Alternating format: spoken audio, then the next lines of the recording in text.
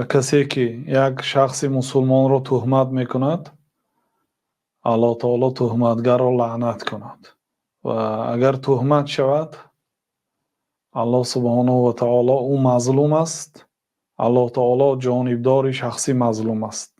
الله تعالی در طرف شخصی مظلوم است.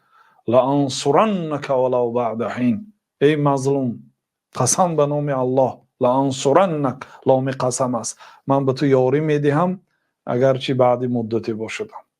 شما اگر مظلوم باشید، دانید که الله سبحانه و تعالی همراه شما هست و از بالای شخصی مسلمان خندیدن درست نیست. وقتی که خواه تاجیک است، خواه ازبک است، خواه دیگر است، نخواد دیگر مسلمان ها خندند. وقتی که برادر شما را ظلم میکنند، شما میخندید مگر؟ به جای اینکه دستگیری کنید و به جای اینکه دفاع کنید، اگر چنده که با یک کمنتری باشد.